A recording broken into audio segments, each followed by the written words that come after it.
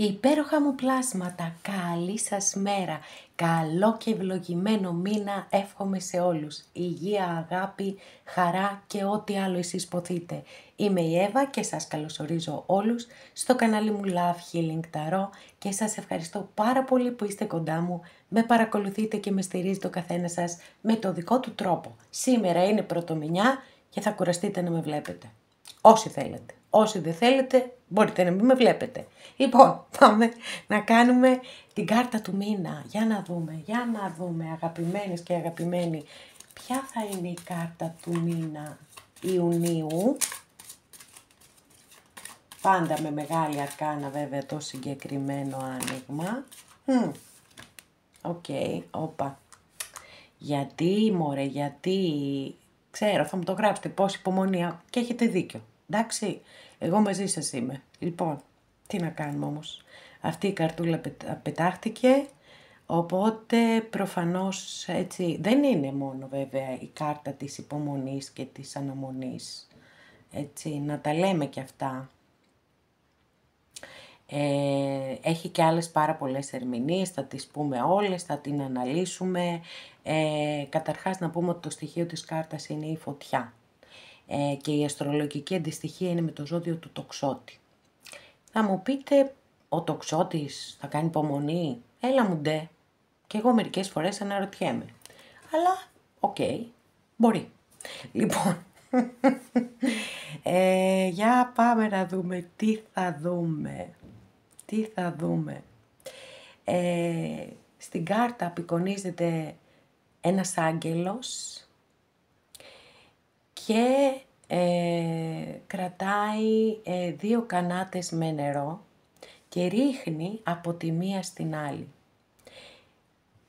Οι κανάτες συμβολίζουν τα αντίθετα, το συνειδητό και τον υποσυνείδητο νου, το αρσενικό και το θηλυκό, το παρελθόν και το μέλλον. Έχει να κάνει η κάρτα και με την ανάμειξη. Κάποιες φορές μπορεί να υπάρχει σε κάποιες άλλες ταρό να μην είναι 2 κανάτες. Έχω μία ταρό, τώρα δεν θυμάμαι ποια είναι, που προσπαθεί ο άγγελος να αναμίξει τη φωτιά με το νερό. Έχει δηλαδή πολύ μεγάλη δύναμη η κάρτα, παρόλο που είναι περισσότερο μία εσωτερική κάρτα. Έχει ισορροπίες, έτσι, θέλει, τουλάχιστον αυτό είναι το ζητούμενό της. Είναι η κάρτα των αλχημιστών, γιατί οι αλχημιστές τι έκαναν? Προσπαθούσαν να αποσυνθέσουν κάτι για να το φτιάξουν από την αρχή.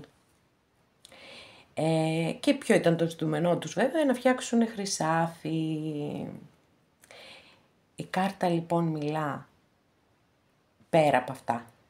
Μιλά για την ανάμειξη, για το συνδυασμό των αντιθέτων, για την ισορροπία, αλλά και με τη μετριοπάθεια. Στέλνει ένα πάρα πολύ δυνατό και πολύ σημαντικό, πολύτιμο θα έλεγα, μήνυμα σε όλους μας. Να μην είμαστε μονόπλευροι, αλλά να αποδεχόμαστε και τις φωτεινές και τις σκοτεινές στιγμές της ζωής ή τις πλευρές του εαυτού μας, γιατί έτσι είμαστε, δεν μπορεί να είμαστε μόνο φως, είμαστε φως και σκοτάδι. Εμείς αποφασίζουμε τι επιλέγουμε και το ίδιο ακριβώς συμβαίνει και για τη ζωή και με τη ζωή μάλλον. Δεν είναι συνέχεια γεμάτη χαρές και λουλούδια και τραγούδια και πανηγύρια. Ίσως, αν ήταν διαρκώς έτσι, να βαριόμασταν κιόλας. Θα μου πείτε καλύτερα να βαριόμασταν παρά να βιώνουμε κάποιες δύσκολες καταστάσεις και εγώ μαζί σας είμαι και συμφωνώ απόλυτα. Από εκεί και πέρα όμως, από τη στιγμή που αυτή είναι η ζωή και το ξέρουμε όλοι μας πάρα πολύ καλά, θα πρέπει όλα να τα αποδεχόμαστε με τον καλύτερο δυνατό τρόπο που μπορούμε. Τώρα, όταν εμφανίζεται αυτή η κάρτα, όταν απευθύνεται σε κάποιους από εσάς που έχετε ένα στόχο στη ζωή σας, κάτι θέλετε να κάνετε, κάτι θέλετε να ξεκινήσετε, έτσι, έναν στόχο, σας λέει ότι προκειμένου να πετύχετε το στόχο σας, θα πρέπει να κάνετε το σωστό συνδυασμό ικανοτήτων, γνώσεων, ανθρώπων, καταστάσεων, ό,τι έχετε στην ευχέρειά σας, να το χρησιμοποιήσετε. Γιατί μόνο έτσι θα έχετε το καλύτερο δυνατό αποτέλεσμα. Επίσης, όσον αφορά τις ανθρώπινες σχέσεις, η εγκράτεια πάντα συμβουλεύει να μην τραβάμε τα άκρα. Εάν δεν υπάρχει πραγματικά πολύ σημαντικός λόγος να φτάσουμε σε μία αντιπαράθεση λεκτική, σε μία αντιδικία με κάποιον άλλον άνθρωπο, είναι καλύτερα να αποφεύγουμε τις συγκρούσεις και ίσως λέω, κάποιες φορές να χρειαστεί να κάνουμε και κάποιους συμβιβασμούς. Κάτι που όλοι πολύ καλά γνωρίζουμε επίσης, ότι οι ανθρώπινες σχέσεις έτσι είναι και θα το βρω και πολλές φορές αναγκαζόμαστε έτσι να κάνουμε και κάποιους συμβιβασμούς. Όταν θέλουμε να ζούμε μέσα στην κοινωνία και να συμβιώνουμε με άλλους ανθρώπους, πρέπει να κάνουμε και συμβιβασμούς. Δεν γίνεται διαφορετικά. Κανένας δεν είναι τέλειος, ούτε εμείς είμαστε τέλειοι, καμία κατάσταση δεν είναι τέλεια, οπότε εκεί πρέπει να βρίσκουμε πάντα τη χρυσή τομή. Η κάρτα έχει ταυτιστεί βεβαίως με την υπομονή. Το πρώτο που ανέφερα, έτσι, αλλά ήθελα να σας πω ότι δεν είναι μόνο αυτό η εγκράτεια. Φυσικά είναι και αυτό, δεν μπορούμε να το αφήσουμε απ' έξω στις ερμηνείες.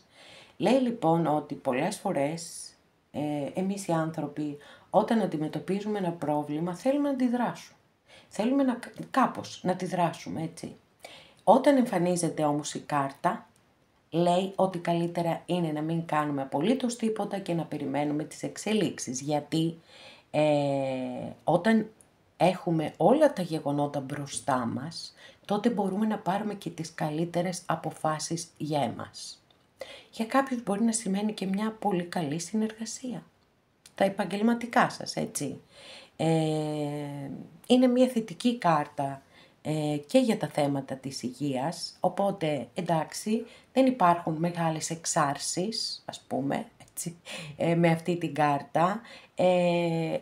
Θα φαίνεται έτσι, ότι θα είναι ένας ήσυχος μήνας, ο οποίος όμως μπορεί να φέρει ένα πολύ θετικό πρόσημο στον κύκλο των 12 μηνών, γιατί είπαμε ότι μπορεί να φέρει ισορροπία, μπορεί να φέρει αρμονία, μπορεί να φέρει συνεργασίες, δημιουργικότητα, έτσι, να πιάνουμε τα θετικά, να κρατάμε τα θετικά.